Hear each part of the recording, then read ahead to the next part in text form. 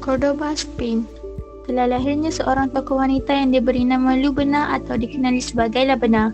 Sepanjang hidupnya, Lubna menjadi salah seorang tokoh yang terpenting di Andalusia. Beliau telah dilahirkan oleh seorang hamba. Beliau dibesarkan di kediaman Sultan Abdul Rahman yang mana pada ketika itu, Sultan Abdul Rahman dikatakan satu-satunya anggota dinasti Umayyah yang bertahan dalam merampasa kuasa Bani Abbasiyah pada tahun 750. Atas sebab tersebut, Lubna mendapat hak yang istimewa di istana tersebut kerana kelebihan yang sangat cerdik dan mempunyai kredibiliti yang tersendiri.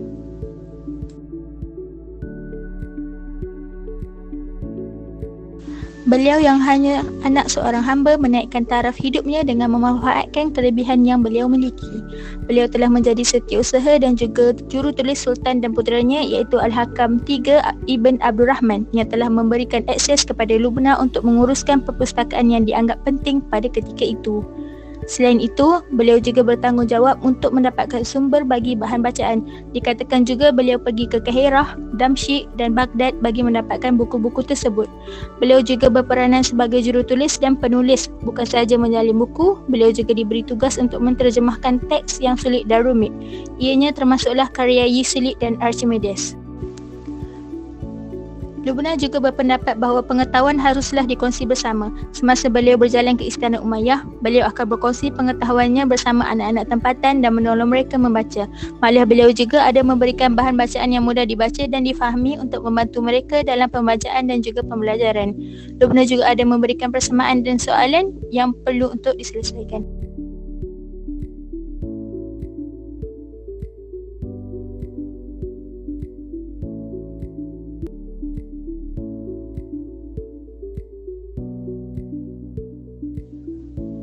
Ibnu Bashkabal mengatakan bahawa dia unggul dalam penulisan, tata bahasa dan puisi.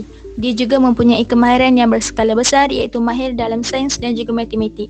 Tidak ada seorang pun di Istana Umayyah yang mulia sepertinya. Sesungguhnya peninggalan beliau pada masyarakat Al-Andalus terus hidup sehingga kini.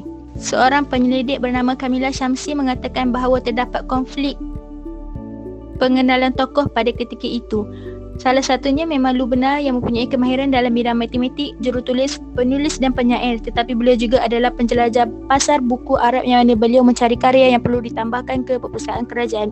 Manakala cerita mengenai Fatimah pula dikatakan terhapus dari sejarah kerana terdapat banyak intelektual dalam kalangan lelaki dan mustahil untuk penyelidik memahami hakikat bahawa dua intelektual wanita wujud bersama pada waktu yang sama.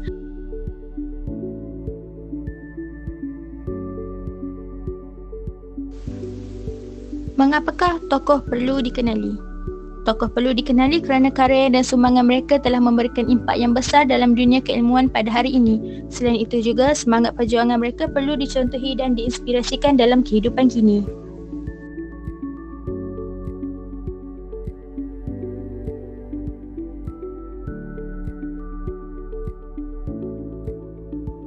Apakah yang dimaksudkan dengan kepimpinan dan warisan? Menurut Kamus Dewan, pimpinan bermaksud bimbingan. Seorang pemimpin perlulah berilmu, maka pelbagai definisi telah ditulis. Antaranya ialah perkataan ilm atau alam yang bermaksud dunia telah ditemui sebanyak 750 kali disebut di dalam Al-Quran. Ilmu juga memberi maksud pengetahuan dalam perkara dunia dan akhirat. Ini dinyatakan di dalam Kamus Dewan edisi keempat.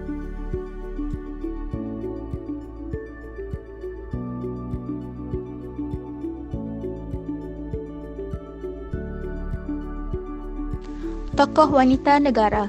Ibu Zain atau nama sebenarnya ialah Tan Sri Hajah Zainun Sulaiman. Beliau merupakan anak kepada guru bahasa Melayu Sulaiman dan Siti Syariah Haji Khamis. Beliau dilahirkan pada 22 Januari 1903 di Kampung Nyalas, Melaka.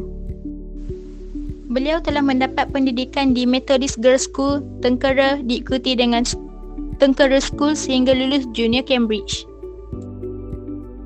Pada tahun 1921, beliau berhijrah ke Muar untuk berkhidmat di Sekolah Perempuan Bandar Maharani. Tahun 1924, beliau dilantik menjadi guru besar sekolah yang sama dan menubuhkan Persatuan Guru-Guru Sekolah Melayu dan Sekolah Agama Negeri Johor.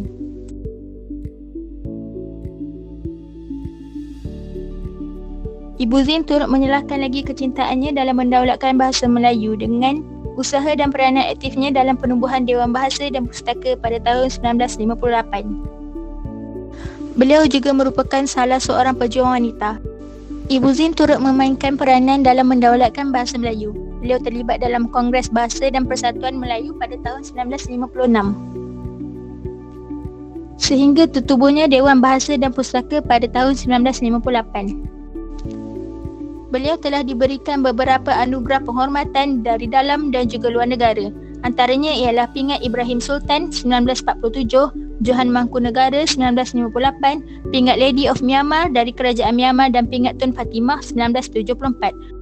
Tokoh guru kebangsaan pertama dan ijazah kehormat sarjana muda sastera Universiti Malaya, ijazah kehormat sarjana sastera Universiti Kebangsaan Malaysia 1975 dan anugerah Darjah Parlimen Serta Mahkota yang membawa gelaran Tan Sri 1979 serta MPSI memberi anugerah Suluh Budiman 1980. Perjuangan dan bakti Ibu Zin walau bagaimanapun terhenti apabila negarawati ini meninggal dunia pada 2 April 1989 kerana menghidap barah dalam perut.